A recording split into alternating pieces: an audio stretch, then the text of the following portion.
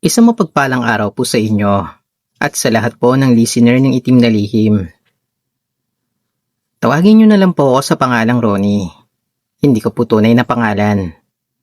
Gusto ko lang po sanang ibahagi ang kwento ko sa inyo. Nangyari ito noong mga panahon na sobrang adik ako sa sabong. Halos araw-araw pagkatapos ng trabaho ko bilang mason sa isang construction site sa Bacoor, diretso agad ako sa sabungan. Minsan nga, hawak ko pa yung sweldo ko. Tapos ubos agad kakataya. Binata pa naman ako noon. Nasa 26 years old. Wala rin po akong asawa. Walang anak. Kaya sarili ko lang po ang iniisip ko. Kaya wala talaga akong pakialam kahit maubos ang pera ko. Ang importante lang po sa akin noon, makabawi sa talo. Tuwing umaga, Sir Ren, maaga akong pumapasok sa site. Buong araw akong nagbubuhat ng semento, nag-aayos ng hollow blocks, at nagtatrabaho sa ilalim ng init ng araw. Pagdating ng uwian, pagod na ang katawan ko. Pero may lakas pa rin ako pumunta sa sabungan. Kapag nananalo ako, pakiramdam ko ang swerte-swerte ko. Pero kapag natatalo naman, parang gusto kong maglaho. Isang gabi, minalas talaga ako, Sir Ren. Lahat kasi ng kinita ko sa loob ng isang linggo, naubos ko. Pati baon ko para sa mga susunod na araw, naitaya ko pa. Ang mas masakit pa, siguradong sigurado ako sa manok ko noon. Isa po yung puting manok na kilala raw sa dami ng panalo. Pero natalo lang po sa isang pulang manok na mukhang matamlay. Pagka-uwi ko po sa boarding house, doon ko lalong naramdaman yung bigat ng problema ko. Kasi kinabukasan, bayaran na po ng upa. At alam kong papalayasin na ako ni Aling Gloria kapag wala akong naiabot. Wala na rin akong mahiraman sa mga kasamahan ko sa trabaho. Dahil may mga utang pa ako na hindi ko nababayaran. Nung mga gabing-gabi na, naisipan ko pong lumabas para maghanap ng mahihiraman. Tahimik na po ang kalsada. Kaunti na lang po ang dumadaang sasakyan at halos wala ng tao sa paligid. Yung mga poste po ng ilaw, mahina na po at malamig rin po yung hangin sa labas. Habang naglalakad po ako, Sir Ren, hindi po mawala sa isip ko kung paano ako magsisimula ulit kapag nawalan ako ng matutuluyan. Hanggang sa may napansin akong tao sa gilid ng kalsada. Nasa ilalim po siya ng isang malaking puno ng akasya. Nakaupo sa isang malaking bato sa tabi ng kanal. Noong una, inakala ko na lasing lang o tambay na nagpapahangin. Pero habang papalapit ako, parang may mali. Nakatitig lang po siya sa direksyon ko. Hindi po siya gumagalaw. At doon ko napansin na wala po siyang ulo. Bigla ako napahinto nun, Sir Ren. Parang nanigas po yung buong katawan ko. Yung katawan niya, kitang-kita ko po. Dahil natatamaan po yun ng ilaw ng poste. Bale, nakaputing sando po siya at maong na short. Pero mula sa leeg niya, pataas, wala talaga siyang ulo. Parang malinis po yun na naputol. Hindi ko pa maipaliwanag yung nararamdaman ko noon. Kasi parang binuhusan po ako ng malamig na tubig. Yung buong katawan ko noon, nanlamig habang nakatitig lang doon sa bagay na nasa harapan ko. Tapos bigla po yung gumalaw, Sir Ren. Dahan-dahan lang po yun. Tumayo po siya mula sa pagkakaupo. Doon na ako napatakbo. Hindi ko na inisip kung saan ako pupunta ng mga oras na yon. Basta tumakbo lang po ako ng tumakbo. Para na nga pong sasabog yung dibdib ko sa sobrang lakas ng tibok ng puso ko noon, Sir Ren. Pakiramdam ko kasi, may humahabol sa likod ko kahit hindi po ako lumilingon. Nung mga oras na yon, takot na takot ako na baka paglingon ko, nasa likod ko na mismo yung pugot na katawan. Halos mawalan na po ako ng hininga sa kakatakbo. Tapos nakita ko po si Ronan, yung kumpare ko. Nakaupo siya sa harap ng isang sari-sari store habang naninigarilyo noon. Tinawag niya po ako.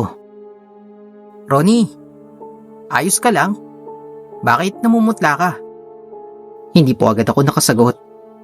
Nanginginig po yung mga tuhod ko noon habang pilit ko pong hinahabol yung hininga ko. Sabi ko po noon, "Kumpare, may nakita ako." "Ano?" "Taong walang ulo. Baka naman, baka naman guni-guni lang yan. Nakainom ka ata eh." "Hindi ako lasing, kumpare. Kitang-kita ko. Nakaupo siya sa ilalim ng puno. Tapos, tumayo pa." Huminto po siya sa pagtawa nang makita niyang seryoso yung itsura ko. Matagal niya po muna akong tinitigan bago siya bumuntong hininga. Sabi niya, "Mukhang gipit ka na naman ah." Pagkatapos niya pong sabihin noon, doon na po ako nang hiram ng pera sa kanya para may pambayad po ako ng upa at may pangkain sa susunod na linggo. Pero kahit nakauwi ako ng maayos noong gabing yon, hindi na po nawala sa isip ko yung nakita ko. Mula po nun, Sir Ren, iniiwasan ko na po yung kalsadang yon, lalo na kapag gabi. Kahit mas malayo pa po yung lalakarin ko, ayos lang po sa akin yon. Basta hindi po ako mapadaan doon. Matapos po ang maraming taon, nakapag-asawa na po ako at may 2 anak na. Tumigil na rin po ako sa pagsusugal. Bale, hindi na po ako bumalik sa sabungan, kahit inaaya pa ako ng mga dati kong kasama. Kapag may nag-aaya sa akin ngayon, iisa lang po ang sagot ko. Hindi na, kasi may pamilya na ako.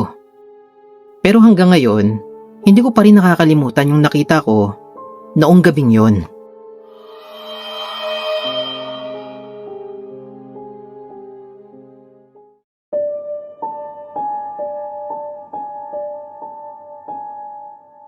Tawagin niyo na lang po ako sa pangalang Lito. Noong mga panahon na yun, Sir Ren, sobrang nalulung po ako sa pagsusugal. Halos gabi-gabi akong nasa pasugalan, o minsan pa nga nasa lamay kapag may tongits at pusoy. Minsan nagsasabong din po ako. Minsan nakikipaglaro ko ng poker. Basta kung saan may tayaan, nandoon ako.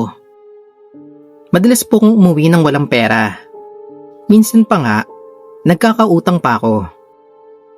May asawa po ako na tawagin na lang po natin sa pangalang Josie. Halos araw-araw niya po akong sinusundo. Hindi naman po ko yung klase ng asawa na nananakit o nagwawala kapag talo. Pero alam ko sa sarili ko na sukong-suko na po siya sa ugali ko.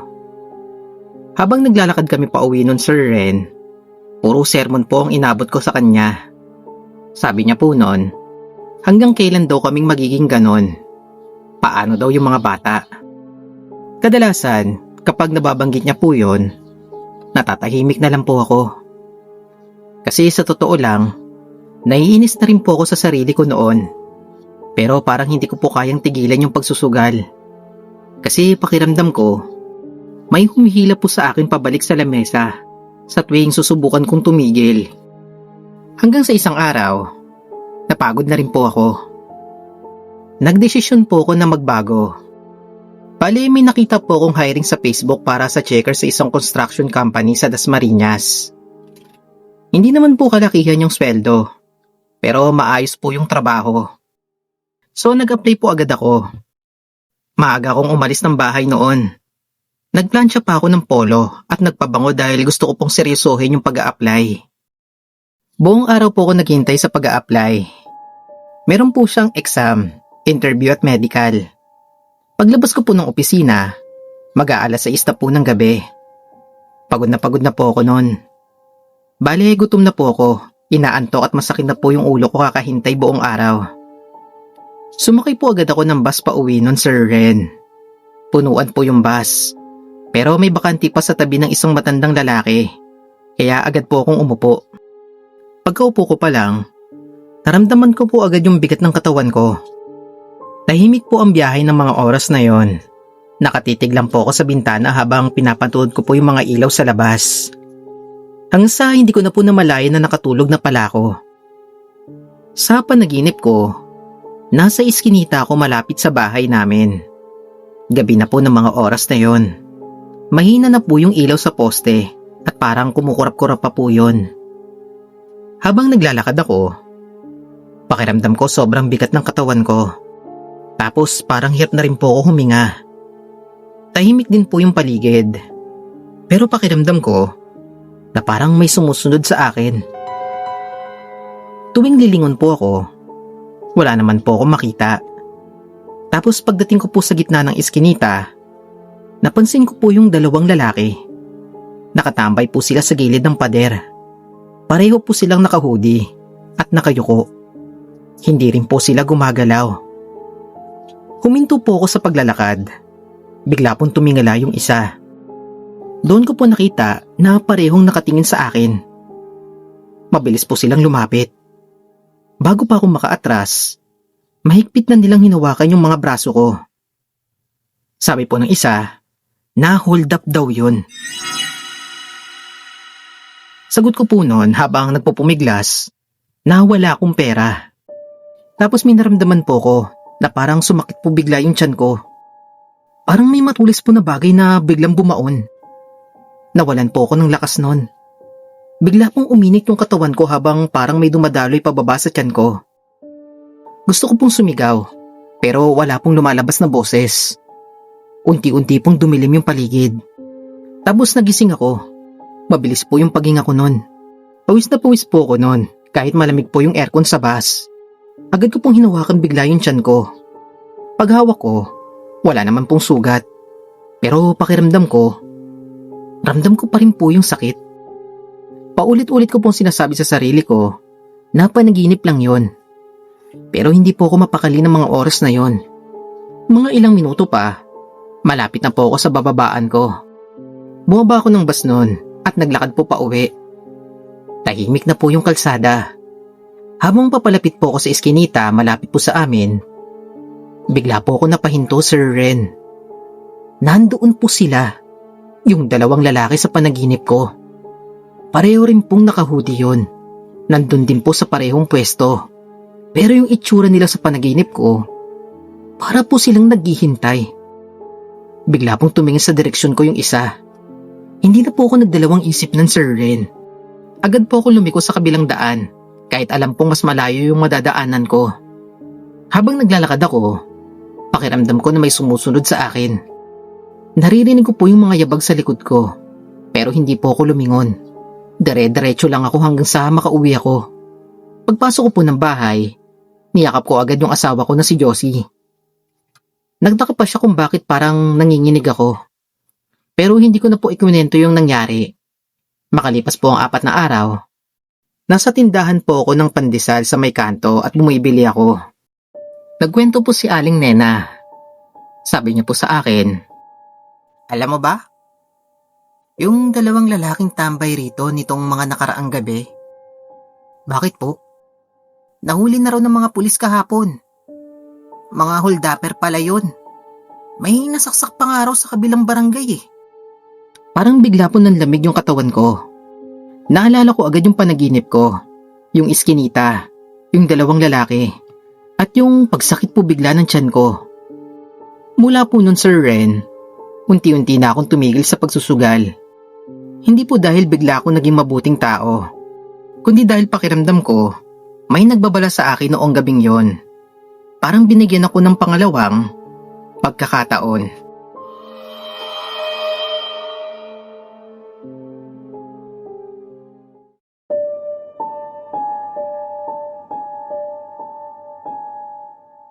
Mahilig po talaga ako makinig sa mga kwentong katatakutan.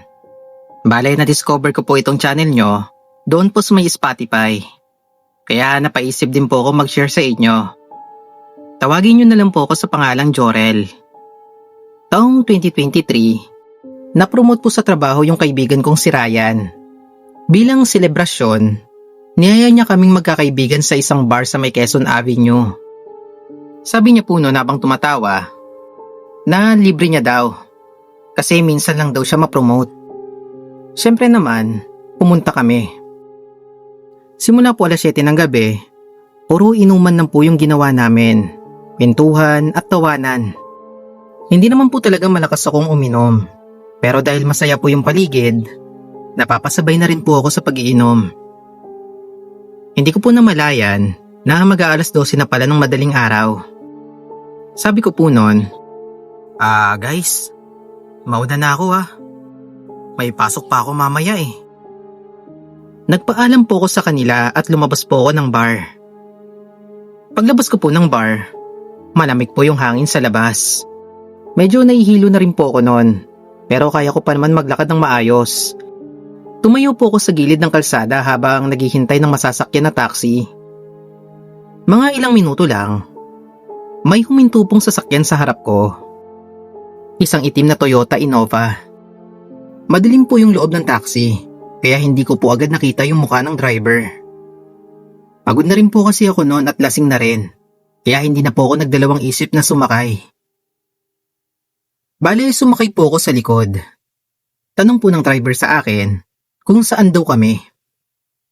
Sagot ko po sa kanya habang nakasandal sa upuan, nasa Fairview. Tumango lang po siya at umandar na po yung sasakyan. Noong una, naging tahimik po yung biyahe. Nakatingin lang po ako sa bintana habang pinipilit ko pong mawala yung hilo ko. Pero maya-maya, may napansin ako. Parang hindi po pamilyar yung dinadaanan namin.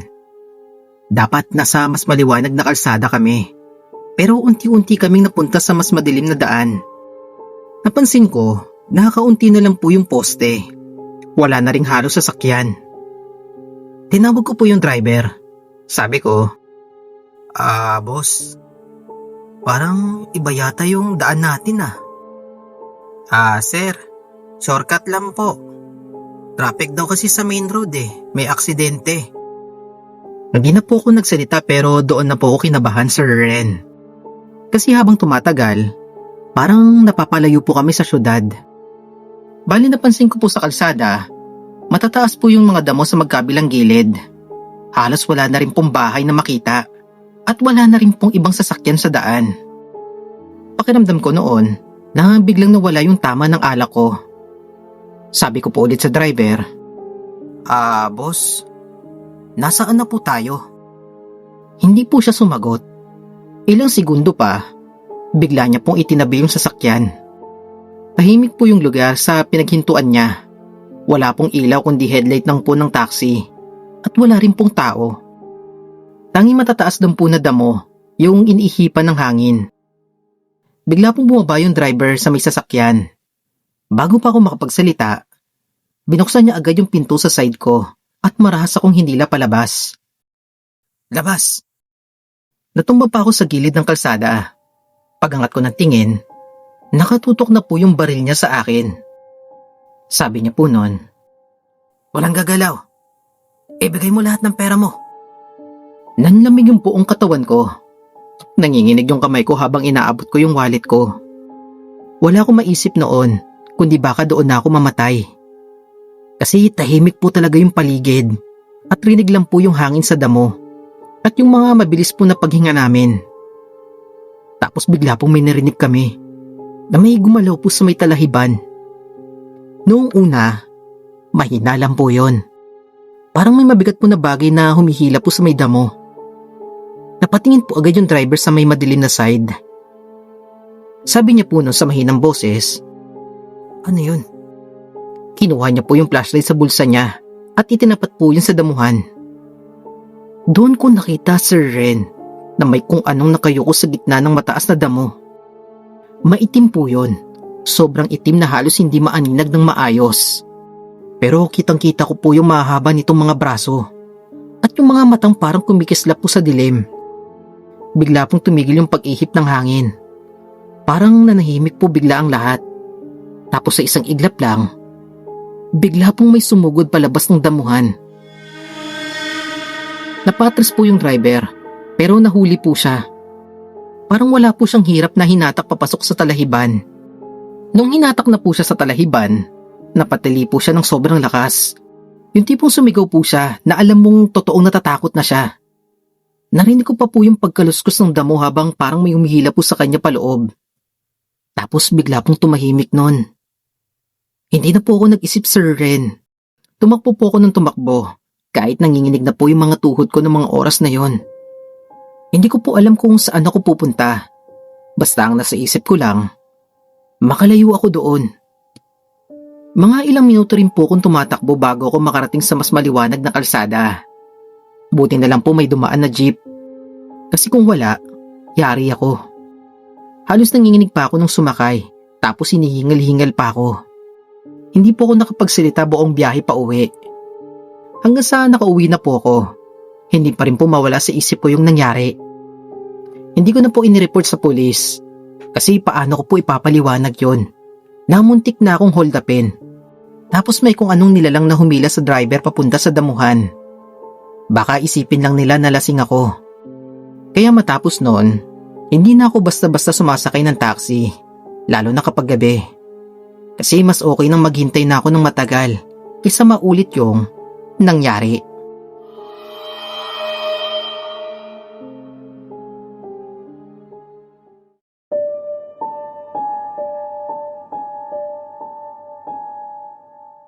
Tawagin niyo na lang po ako sa pangalang Roy. Hindi ko po tunay na pangalan. Noong mga panahon na yon, madalas po akong mag-inom. Hindi po dahil masaya ako, kundi dahil gusto ko pong makalimot. Nalaman ko kasi na may ibang lalaki po yung live-in partner ko. Natawagin na lang po natin sa pangalang Lisel. 3 taon po kami. Akala ko noon na maayos kami. Pero habang nagtatrabaho ko para sa future namin, meron pala siyang kinakausap. Noong una, nagalit ako. Pero habang tumatagal, napagod po ako. Pagkatapos po ng trabaho, diretso po ako sa isang maliit na bar sa may Shaw Boulevard. Doon po ako umiinom mag-isa hanggang magmadaling araw. Kahit paano, nakakatulong po yung alak para sa pansamantalang hindi ko maisip ang lahat. Isang gabi po, Sir Ren, medyo malakas na po yung tama ko. Nakatulala lang ako noon sa baso ko habang maingay po yung paligid. May nagtatawanan po sa likod. May nagbibideo okay po sa kabilang side ng bar. Doon ko po nakilala si Wendy. Umupo siya sa tabi ko na parang matagal niya na akong kilala. Maganda po siya. Maputi. Chinita. Mahaba ang buhok at may mga matang parang lagi pong nakangiti. Kahit hindi naman po siya nagsasalita. Pero may napansin po ako na kakaiba. Habang maingay po yung buong bar, parang hindi po siya naapektuhan ng gulo sa paligid. Kalmado lang po siya at tahimik. Tanong niya po sa akin kung ayos lang ba daw ako. Hindi ko po alam kung bakit, pero ang gaan po ng pakiramdam ko habang kausap ko siya. Bali ako lang po yung nagkikwento tungkol sa live-in partner ko, sa trabaho ko at sa mga problema ko. Siya naman, naikinig lang.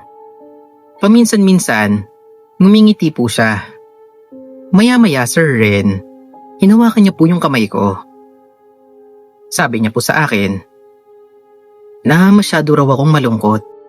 Tinanong niya po ako kung gusto niyang umalis kami roon sa may bar. Hindi na po ako nag-isip ng matagal.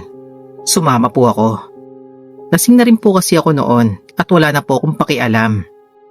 Bali may isang transient hotel po na malapit sa may bar. Doon po kami nagpunta. Tahimik lang po ang naging biyahe namin. Kahit sa elevator, hindi po siya nagsasalita. Pagpasok namin sa kwarto, doon ko po napansin na malamig yung kamay niya. Akala ko dahil lang po sa aircon. Hindi ko na po masyadong inisip yon. Kasi pagod na po ako. Lasing at magulo rin po ang isip ko noon. Kaya hinayaan ko na lang po mangyari ang lahat. Pagkatapos noon, nakatulog po agad ako. Nagising po ako mga bandang madaling araw. Madilim po yung kwarto maliban po sa mahinang ilaw galing sa labas ng bintana. Pagtingin ko po sa tabi ko, wala na si Wendy. Napaupo ako agad nun, Sir Ren. Doon ko pa napansin, nabukas po yung wallet ko sa ibabaw ng mesa. Kinapa ko po agad. Wala na po yung pera ko. Lahat po ng sweldo ko, naubos. Napamura po ako noon at napahawak sa ulo ko. Pakiramdam ko po noon na sobrang tanga ko. Kasi yung partner ko, niloko ako. At yung babaeng nakilala ko, nadukutan pa ako. Nahiga na lang po ulit ako sa kama habang nakatitig ako sa kisame. Tahimik po yung buong kwarto ng mga oras na yon. Bigla pong kumurap yung ilaw ng 2 beses hanggang sa parang nanginginig na po yung ilaw sa kisame. Kasunod po nun, may narinig po kong kalabog sa may CR. Para pong may nahulog na bote. Napatingin po agad ako sa pinto sa may banyo. Bahagya pong nakabukas yon. At doon po ako nakarinig ng pag-iyak. Mahina lang po nung una. Para po siyang babaeng umiiyak tapos pinipigilan niya po. Nanlamig bigla yung buong katawan ko noon. Hindi po agad ako gumalaw. Nakikinig lang po ko habang palakas po ng palakas yung hikbi. Pakiramdam ko po noon, nasa loob pa rin ng CR si Wendy. Mahina ko pong tawag. Hello? Wala pong sumagot. Pero maya-maya, may narinig po akong boses. Roy. Bigla po ako napatayo. Sigurado ako na pangalan ko yung binanggit. Mabilis ako na paatras palayo sa CR. Doon ko po napansin na bukas ng todo yung pinto ng banyo. Madilim po sa loob. Parang may isang bagay rin po ako napansin. May anino po ng babae sa bandang shower. Nakatayo, hindi po siya gumagalaw. Pakiramdam ko, tumigil po bigla yung tibok ng puso ko. Hindi ko alam kung epekto ba ng alak o may tao talaga sa loob. Pero isang bagay lang po yung sigurado ako. Hindi ko na po gustong malaman kung anong nandun. Bale, kinuha ko po agad yung bag ko at dali-dali akong lumabas ng kwarto. Hindi ko na po hinintay yung elevator. Kahit nanginginig na po yung tuhod ko, bumaba na lang po ako sa hagdan. Pagdating ko po sa labas ng hotel, tsaka lang po ako nakahinga ng maayos. Matapos po nun, hindi na po ako bumalik doon kahit kailan. Makalipas po ng ilang buwan, Sir Ren, nakipaghiwalay na rin po ako kay Lisel. Hindi po naging madrama yung paghihiwalay namin. Basta ang dinahilan ko na lang sa kanya na napagod na ako sa relasyon namin. Simula rin noong gabing yon, bihira na akong uminom. At si Wendy, hindi ko na siya nakita ulit.